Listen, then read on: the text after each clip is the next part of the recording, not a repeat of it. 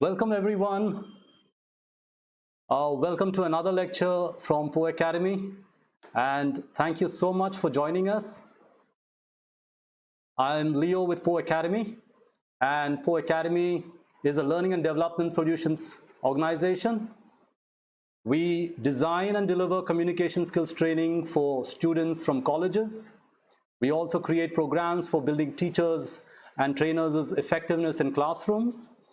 As well as we also create training programs for corporate executives that actually include team building, management skills, even leadership skills. We are definitely a very young firm, but trust me, we do have the experience to deliver the results. So just a few pointers before we start. You may have already noticed that you can use your phones in landscape mode. And if you do have any questions or queries, please do use the chat box below, and I will answer them at the end of the session. We've also started a YouTube channel. Please do check it out, subscribe to it. We promise you that more content is to follow, and definitely a lot of time goes into preparation of these videos, so please do share the love and do thank you.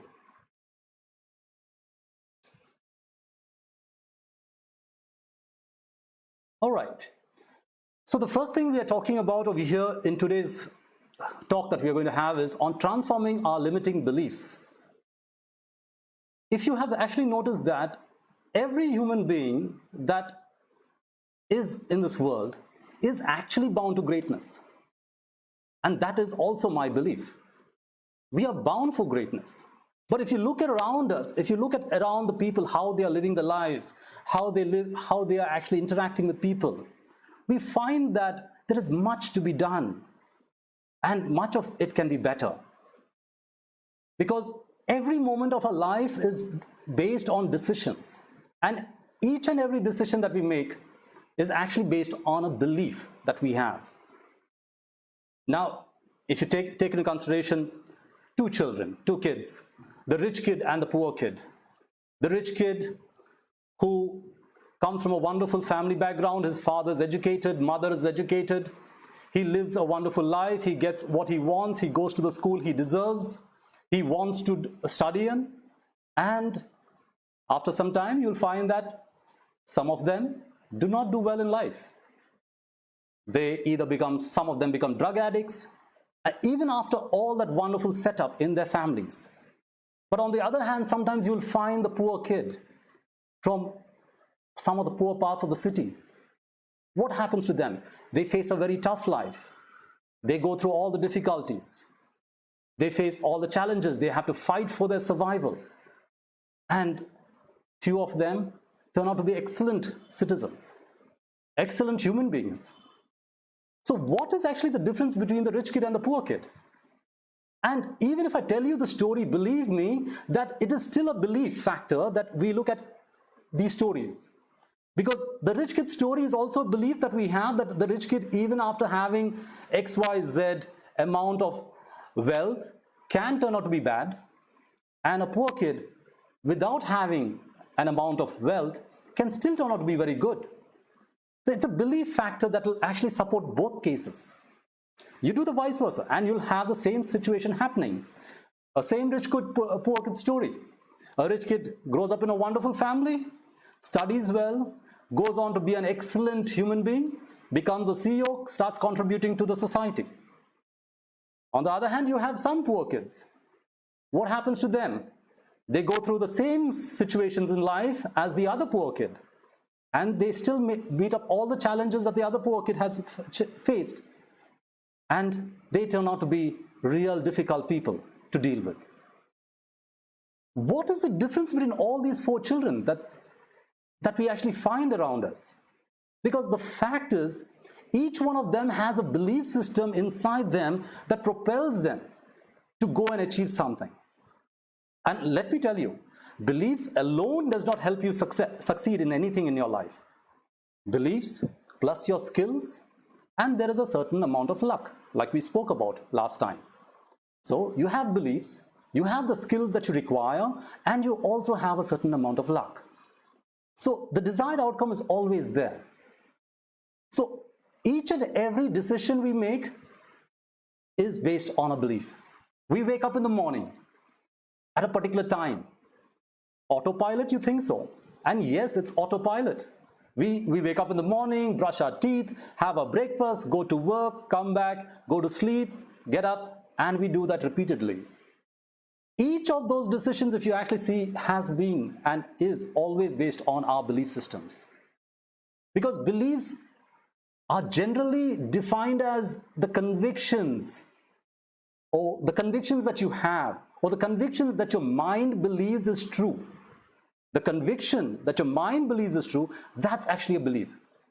And that is what we are talking about. And how do beliefs form? Because see, beliefs, whether good or positive or limiting, they form through our own subjective experiences, through our personal experiences, our emotional experiences, psychological reasons. And in various contexts, in various environments, we are faced in different environments on a daily basis. So we create beliefs, and we create beliefs in such a way that it helps us live life on autopilot. And the reason why human beings are exceptional is because of this belief factor. This belief actually helps you not only go on autopilot, but it keeps your cognitive faculties actually separate to help you have more space in your mind to start doing much more better things in life. So, but what happens? Over a period of time, we start defending our beliefs. We believe them to be true. We start justifying, we start rationalizing them. And with a host of intellectual reasons, we can give some weird reasons for the kind of beliefs we have. Because if you have noticed, human beings in the past itself used to believe that the earth was flat. And even the most learned of learned people believe that the earth was flat. And they always would have given you, always have given justified reasons as to why the earth was flat. But today, we definitely know it is not flat. But even you still find people still doubting it and questioning it. And there is a chance for it. So the belief factor will change. And every human being will change. And we always go through changes in our life. Our belief structures change in lives. A child is born with an amazing amount of belief in themselves. But over time, due to circumstances, due to situations, due to friends, colleagues, the culture they come from, the society, everything goes to conditioning the beliefs. And most of the time, we start learning more and more limiting beliefs. And that is when it becomes difficult. Like we start telling ourselves, I am not lucky. That's a limiting belief. Or you sometimes find people saying, I'm a loser. That is definitely a very difficult limiting belief to deal with. I am a loser. The best way to understand it is to understand, why do we say this to ourselves? Or we even say to ourselves, there is no hope at all. Like as of today's situation, coronavirus situation. Sometimes we say there is no hope at all. That's a belief structure. Sometimes we tell ourselves, I can't tell the truth because I might get judged by people. And that is a belief structure. Sometimes we say that I can't do X because of Y reasons. Or I can't become a better person because if I do that, it'll do this for me. So we find ourselves justifying our own beliefs. Sometimes we have belief structures in our relationships. Like we say that I can't trust people because I have been betrayed before. That is actually a belief structure. I can't trust people. Where does that come from? That comes from your belief. Now suppose you even tell yourself beliefs like, oh, I am too old to learn new tricks. Like the old dog can't learn new tricks. Is it true? Oh, I'm too young, I just don't have the experience. Oh, I'm too poor, I'm too fat, I'm too skinny, I'm not smart enough, I'm not popular enough. Or I don't have the connections. All these, if you actually see, are all limiting beliefs. And even the belief that change is hard is also a belief. People say that change is difficult, or they say that I will never be successful. That is actually a belief. So please understand that we create our beliefs in such a way that we start believing in it. And always remember, beliefs can be questioned. I spoke about this in my last lecture. Beliefs can be doubted. Beliefs must be questioned, because then you begin to see the actual reality that is there.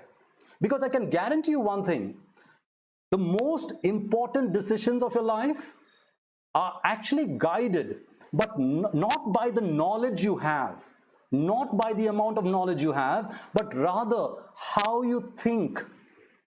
And that is exactly what happens. Now, let us look at this for an example. Now, do you actually see a triangle? Can you see that there is a square over there among those circles? Now, you might be thinking that yes, there is a triangle, there is a square, but is there actually a triangle, or is there actually a square? Because you will actually find that the eye is deceiving us.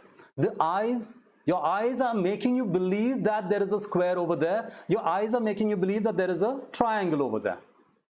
And this is what happens to us. We start believing that things out there are actually true when sometimes they are not. Now, you probably might have heard of this placebo effect. Now, what happens if I take a fake medicine or a sugar pill? Can I cure myself by taking a sugar pill or some fake medicine? And yes, the belief factor is coming into picture over here. Actually, you'll find that most of the cases where you find the Harvard Health Education magazine also has been working on this. They have found that people actually get better even by taking a sugar pill instead of the actual drug for diabetes. People's diabetes also have reduced by taking a sugar pill if they have been told that that is one of the best diabetic drug that they can find. And they have actually found that there is 50% effectiveness in a placebo effect. So it is like in the Matrix where you had the red pill or the blue pill. It's a choice. But remember, it does not happen always. There is a possibility of belief also curing you. But on the other hand, there's another 50% that will not happen. So belief structures are founded on this. Even antidepressants also, they have actually done a study with antidepressants, and they found the placebo effect actually works also even for antidepressants. All right? So that's exactly where it happens. Now, the difficulty thing is, for human beings, is we sometimes think we are machines, we are like a computer. You fit everything inside and it'll come out perfectly the other side. You fit a software in and it'll give you the perfect result.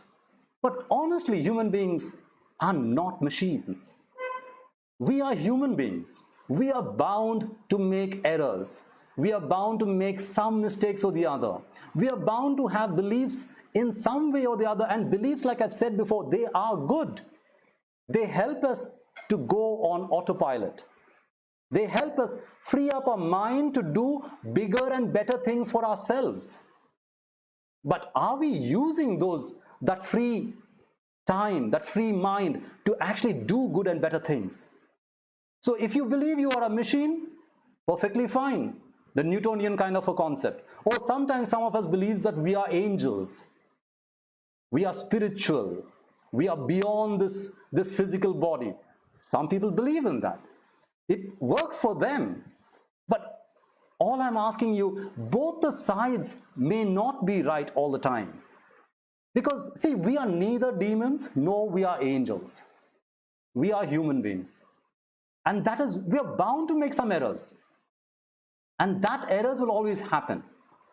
So, when we try to push ourselves forward, we actually think that, okay, now I have a limiting belief. I believe that I am poor, so therefore I will push myself to become rich. And then we think by pushing ourselves into that willpower, we will do amazing. And that's what happens. Because they actually made a study. If they made a study and they asked people, what is the reason for people not achieving their goals? They have actually found that majority of them actually state that their lack of willpower. Now, in my last session, I've also shared this. Willpower is a muscle, is like a muscle. It is a finite resource. It is not unlimited. Willpower is not an unlimited resource. It will deplete. It's like that wonderful red balloon that the child has in his or her hand. It looks really beautiful. Willpower can push you to a certain level and to a certain extent only.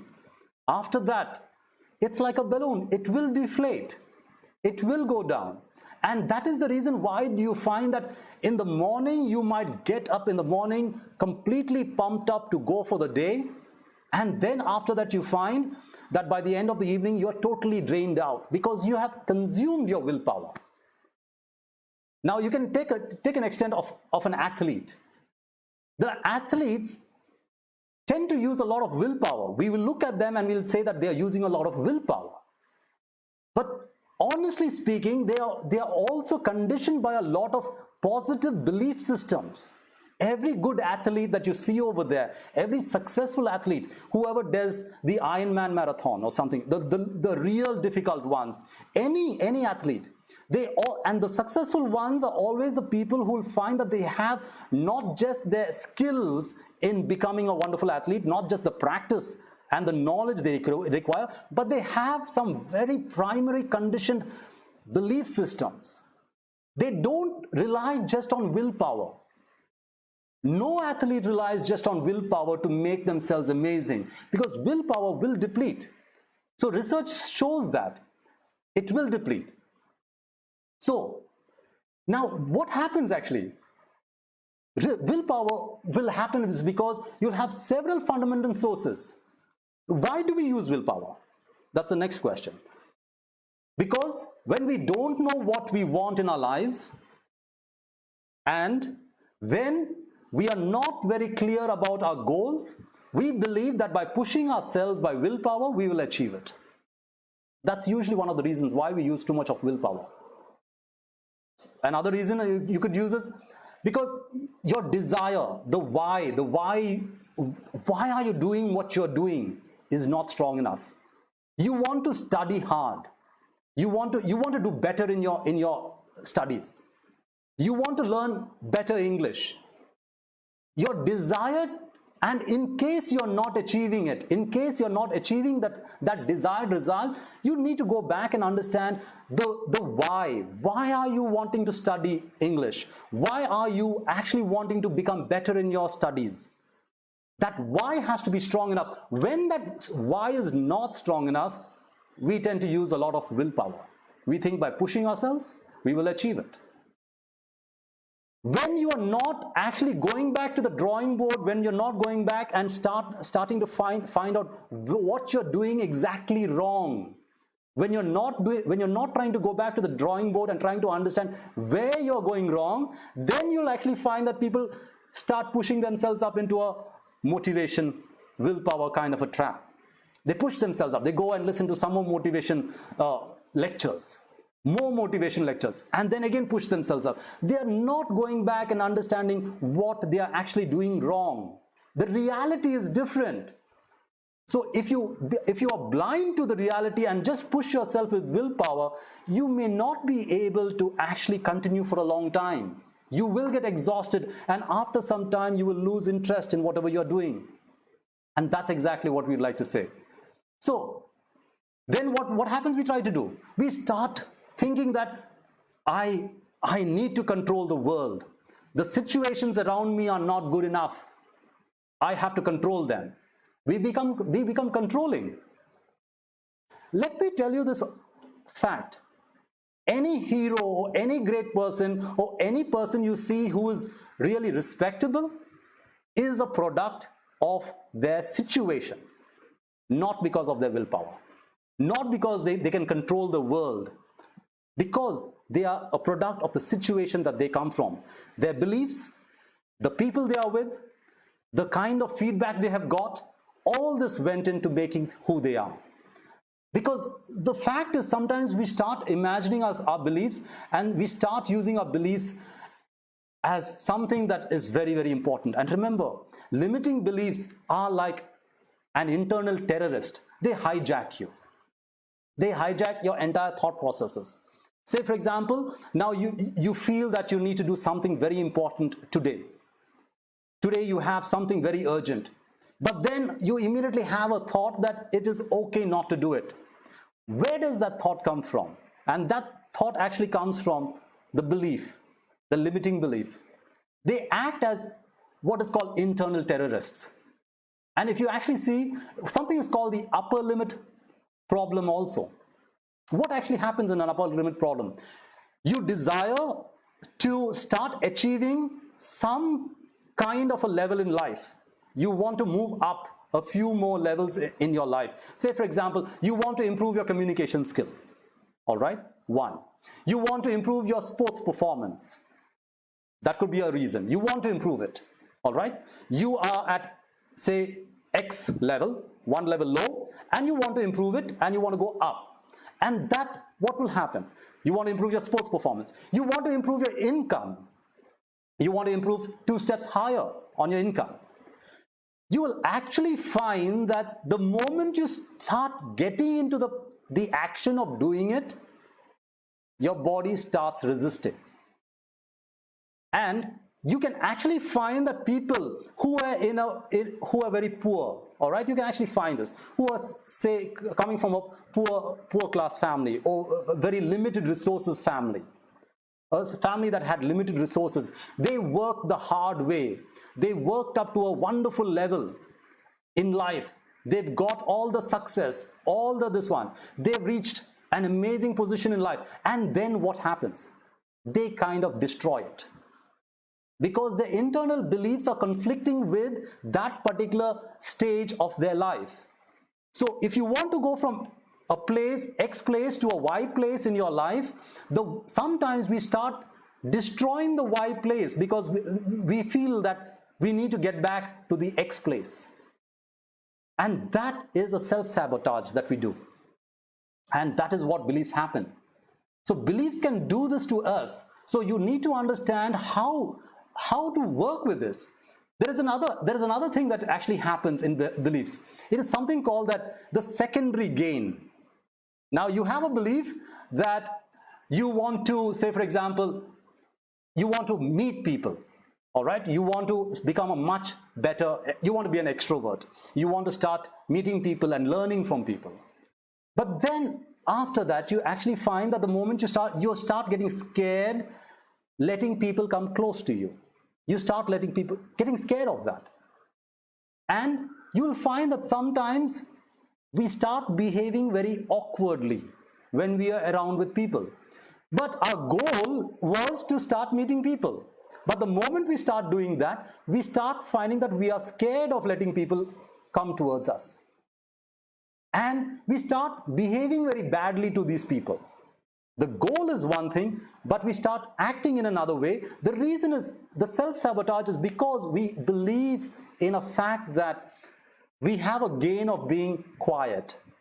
The secondary gain is we feel that, I don't like being disturbed.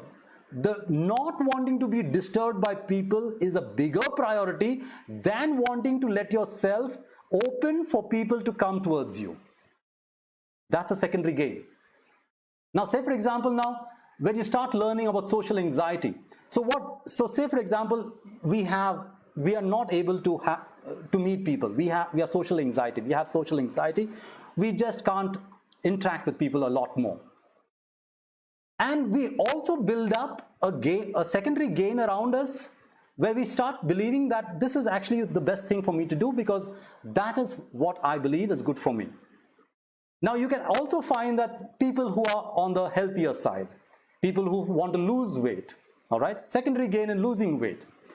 Some people do not like losing weight because they will lose out the affection of people. So they want to lose weight, But in the subconscious mind, they have this belief system that if they lose weight, they might lose out on people being loving to them. So you will have secondary gains happening for many reasons. A smoker has a secondary gain for keeping his smoking habit. First, he knows he wants to quit. Every smoker will know he wants to quit or she wants to quit. But the secondary gain is, if I quit smoking, I will lose out on being with my friends in the parking lot and smoking with them, or being with my friends when they are in a pub, or being with my friends, or even alcoholic. Even alcohol is the same thing. The secondary gain of losing something is more important than you giving up that particular bad habit, or that habit which you find is actually causing you problems. So secondary gains are based on a belief system. So what are the types of beliefs we have? Beliefs based on causes. All right? Because the causes, like, say for example, what caused something, what happened, why, what causes cancer. So sometimes we say, what causes a person to be creative? We want to search. So I am creative because. The moment I use the word because, it comes out with a belief system. I believe that that is a part of me. And so we have beliefs based on causes that we understand. We also have beliefs based on meanings that we have. So what do events mean? Why are events happening? What does it mean for me to have cancer? What does it mean for me to be so poor? What does it mean for me to be such a problem? What does it mean? What does it mean that if you can't quit smoking? What does it mean? So we look for meaning in things and we start trying to give beliefs in that. And this is also more difficult, as we also start looking to set up an identity around our belief systems. What causes us to do something? What do behaviors mean? What does my behavior mean? What are my boundaries? All this is meaning. And so how do we go about working on our limiting beliefs? How do we go about that? All right. So we can first do a simple thing. We can ask us the question, is it actually true? Now, if you have a belief, I am not creative, the first question to ask yourself, is it actually true? Because you will find an amazing amount of resources and times when you were actually creative. You may not have seen it, you may not have realized it, but you will find that there are many situations in our life where we have personally been creative. Or you have a belief that old people cannot do an X thing, or I'm old, so therefore I can't do something. So you ask yourself this question, is it actually true? Because there are many elderly people who are amazing in their work, and they are doing wonderful work till today. So is it actually true? If you have a limiting belief, first thing you should do is ask yourself, is it actually true? Then try to identify the pattern that is causing you to believe what you believe. The pattern that happens. Like, say for example, physical patterns, all right? Now, if you actually see that, a smoker will always find there's a particular pattern that the person will start doing before starting to go for a smoke. Now, if you want to avoid your studies, and you have been avoiding studies, you will find that you actually follow a particular pattern before you avoid your studies. And that pattern is when you start understanding. All right? So then you can actually start knowing the pattern. Once you know this pattern, you start interrupting it. You start formulating a strategy to interrupt that pattern. Start with a strategy. Start finding out how you can start visualization. All right? You can keep a visual reminder to remind yourself of your limiting belief. To remind yourself. A visual reminder is amazing because it makes sure some people keep visual reminders in their purses. Some people keep visual reminders on the laptops. Or some people keep visual reminders on the mirror in the bathroom. so that every morning they can remind themselves of that particular limiting belief, and rather they start focusing on the positive belief. So you start keeping yourself with your goals, keep your goals as a reminder and start working on that. Then you can also start working on small tiny changes, which is absolutely important. Small tiny changes will help you better, because the moment you try to do very big changes in your life, we just can't face it. We lose steam. So say for example, you want to start exercising for half an hour every day. You start a plan, and then what happens? After 3 days, we give up. So how can you do this? So the best thing for you to do is that for you to actually start working on small tiny changes and work on changes that actually matter. Like go and do one small setup. Go and do one small push-up. That will help you, because that actually makes a lot of difference. One push-up will start going on to 2 push-ups and 3 push-ups, and then automatically you'll find that you are actually going in for a longer time. So that small tiny changes will happen. Turn your accomplices into friends. Now the friends that you are smoking with, talk to them straight and tell them that you would like to give up smoking. Ask them to help you out in this situation, because it's much better to turn your accomplices into friends. And because if you get their help, because you need help from people whenever you're trying to work on a particular limiting habit.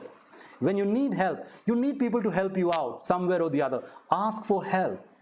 It's wonderful to ask for help. If you do that, you can also find a mentor, maybe a teacher, maybe somebody, and that will also help you out. So limiting beliefs, like I've shared, need not be a problem. Limiting beliefs can be just something that you can actually work with. And the moment you find yourself having a limiting belief, whenever you find yourself putting yourself in a goal, you have a goal, keep a goal for yourself, you will find that your inner talk will give you your limiting beliefs. The moment you start on a process, you will start on the process of working on that goal, you will find that you're having limiting beliefs. The moment you even achieve it, you'll find that you're having limiting beliefs. So please work on your limiting beliefs and it'll be wonderful. So with this, if you do have any questions, please let me know. I will answer them. Thank you so much. Any questions? Yes, there's a question. How do I excel in my job? How do I excel in my job? Okay, we have a question over here. Thank you. So first thing with regards to jobs is, like I told you, we need skills to have a job. So the first thing I will ask you is, do you have the skills necessary to excel in your job? So if you don't have the skills required for you to excel in your job, then you first and foremost, you can't progress. All right? But on the second hand, if you do have the skills, and then you find that you are ambitious, you're working on your ambition, you're a go-getter, you're working on your ambition, you're working on your goal, but then you find you're stopped. Your managers may not like you, your colleagues may not like you. Then stop and ask yourself, what is creating these problems? What is actually creating these problems? Is it something with regards to you that is creating this problem? Because sometimes, remember, like I told you, we self-sabotage this new place we are about to go to. Once we reach there, we want to self-sabotage that. We want to sabotage that. So that is a problem. Limiting beliefs, if you can't talk to your boss, if you can't influence, if you find that your boss is having a difficulty, then find out what are the beliefs that are with regards to your boss. You might have a belief system telling you that all bosses are very ruthless. You might have a belief system stating that all bosses are very narrow-minded, or all bosses are very partial. Or you might have a belief system that your boss has a particular preference to somebody than you, which may be also a reality. So when you find that, how do you work on that? Now, there are different levels. If you find that you need a certain level of skill to be used, you need to convince your boss, then ask yourself, do you have all the levels of communication skills required? Sometimes even flattery or even appreciating your boss is also a very good quality to have. Today I was sharing this with a friend of mine. And flattery itself and appreciation, flattery may not sound good, but appreciation itself might be a very good communication skill to have when you're dealing with your boss. And sometimes we do not even appreciate our boss. We tend to praise them, but then we tend not to take the praise. Sometimes we also find we don't excel in our work because when they praise us, we don't like being praised. So there are certain levels in which you will find that we do not like to face that situation. The moment you find you do not like that situation, then you should go back and ask yourself why. You will find that it is because of many limiting beliefs that we have. You will find there are 2 or 3 limiting beliefs. Work on the ones that you find immediate and then start working on those. Then you'll find that you can excel. With the skills you already have, go and learn the skills first. Then automatically try to find the limiting beliefs. And if you're not getting the skills enough, then there are limiting beliefs stopping you from getting those skills, maybe because you may not even like going to the next level. So please understand, there are a lot of limiting beliefs that stop us from getting our desired outcome. So it is always wonderful to know your skills and to know your limiting beliefs. Once you know those two, find out the interrelationship between both and where and what is stopping you. And ask yourself those questions. Is it true? Can I learn new things? Can I move forward? And then work on each of those. That I think should help. Do we have another question? WhatsApp user, I find it difficult to concentrate on my studies. What can I do? I find it difficult to concentrate on my studies. So what do I do? All right. So like I told you, see, there is a term called secondary gain. Like I shared this. Now, if you are not able to concentrate on your study and your mind is where is your mind going? If you're not focusing on X, then it has to be going somewhere else. So you find that out. Where is your mind going? Where is it actually wandering to? It might be wandering to the play field where your friends are. Or it might be wandering to that wonderful TV series that is running on that TV of yours, television of yours. Or it might be running somewhere else. So find out what happens whenever you sit to study, what is actually drawing your mind away. Because that is your secondary gain. You feel doing that seems to be much more exciting than doing your studies, than working on your studies. That secondary gain is actually the problem. So the moment you realize that secondary gain is happening, then you ask yourself the questions as to why are you actually wanting to study so hard? Why do you need to concentrate today? Because ask yourself the why. Why are you wanting to study? If you study today, will it actually benefit you in the long run? If you put in 5 hours of study or 3 hours of study, will it benefit you in the next 3 years, 4 years, 5 years from now? Is it good to actually focus now? So when you start understanding secondary gain, then you work on your goals and re-emphasize the why factor behind your goals. That will help you start focusing on your concentration. Then second thing you'll have problem with is you may not understand the books you're reading. So what you do? Find a teacher, get help. That's the best thing. Get help with regards to your studies.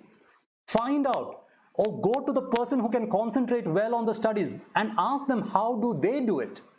Find out tricks, strategies, techniques, mnemonics, anything that can help you to start concentrating better. Make it a little more fun activity, change the place, maybe even work on a change of the way your table is situated or the way you sit for your studies. Maybe that may not be right. Maybe you're sitting in a wrong place. Maybe there is too much of commotion around you. Then you can work on the environment.